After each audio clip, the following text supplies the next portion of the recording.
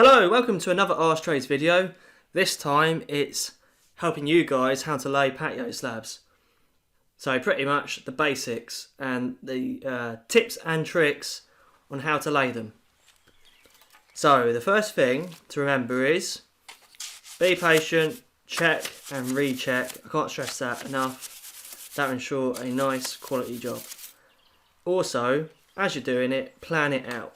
Always plan the next couple of steps, if not more. That would really help the laying time and you just getting your head around the whole project. So, right, let's dive into the video. So here we have a 4-in-1 mix. It must be perfect. It can't be way too wet, and nor can it be way too dry. Today is a really hot day, so I've got mine a little bit wetter than usual. So by the time I put them down and everything, it won't dry out too much. Because if it dries out too much, you'll just be smashing the slabs down with the hammer and you won't be really getting very far. So that's one thing to avoid. So scoop it out the barrow with the shovel. As you scoop it out and you go to lay it on the floor for your slab, try and lay it with the shovel. Do most of the work with the shovel. Be clever about it. Spread it out, not too high, so you can use the slabs around it as a guide. Try aim for roughly just below the slabs around it, and you won't be too far off. And then you can attend to it with a trowel, just filling in the finer details of the pug. So when the pug is on the floor, what you want to use is a small little trowel, and you want to carve away at the edges to the neighbouring slabs, so when you put your slab down and you tap it down, the pug doesn't rise up and go all over your slabs. That's another little top tip. And also score the pug. Make a little crisscross in the pug so it sticks better, and you'll be able to hit it down much easier. It's all about working smart, not harder when it comes to slabs. So you should know the depth of your slab. So it would be something like 20mm, 22mm, or even could be more at 32mm, depending how thick the slab is. So when we lay slabs, we tend to lay them with Unibond. So I'll show you a picture of that. You just mix it with water and you literally just paste it onto the back of the slab. So what this does, it adds adhesion to the slab so it sticks better. Well, that's the thought process. It sticks better to the pug. We've been doing it for about a year now and we don't seem to have any problems with the slabs coming back up. So that might be worth doing. And also examine slabs. So for defects like bumps or any sort of bits of the slab on the corner where it might be too high, just variation in the slab. Try and lay it the most sensible way so it matches up with the other slabs.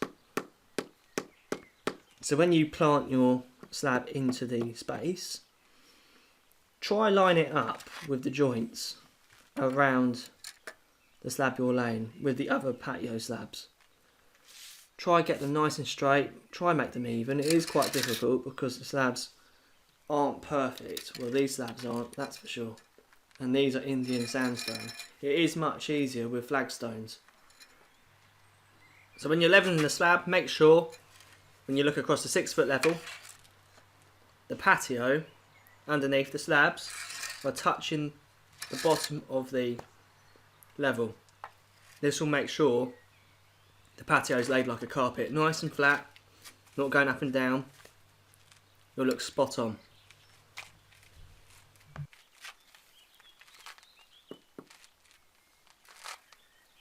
You might have to rotate the slabs round and that might work better that way or this way. The other top tip, just plan it out. So once you laid your slab, you should already know what slab you're going to lay next.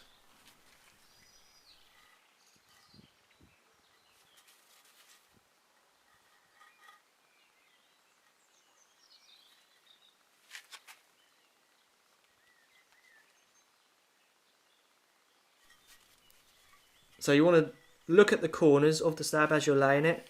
Try eyeball it. Fill the edges with your hand.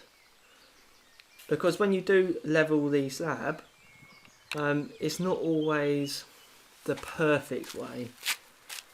You can get it really, really close with a level, but because there's deviation and defects in the slab, sometimes you might just have to hit it that little bit more in one corner, so it matches up nicely with the other corners of the other slabs.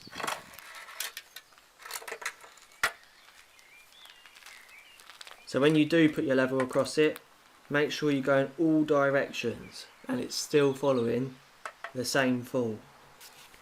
I also actually lay these slabs to a string line. So I have it from one end of the patio and then to the finished side of the patio, to the exact height.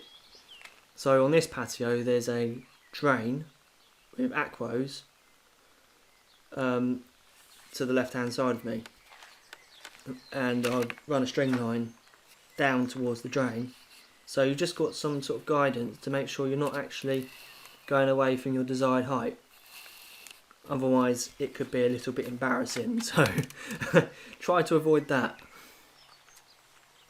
So once you laid your slab, make sure to take extra care, make sure it lines up with the other slabs around it, make sure the joints are even and it lines up with all the other slabs when you look up, and don't be afraid to just stand up, step back and take a look at it. Whether that's once or 3 times, it's definitely worth doing. It's not a race. A lot of these slabs are also different sizes, even though one slab might say it's 600 by 600 or 900 by 600. It's not always the case. They can be 915mm. They can be 15mm either way. So just keep measuring them. Just make sure you have the right slab for the right hole. And that will avoid a lot of problems. So I like to use the 6-foot level and the 4-foot level. In fact, I have all 3 levels out. But I mainly use the 6-foot level because it gives you more surface area of the patio and you get a better picture on how the patio is falling one side. It just takes a better average of all the slabs.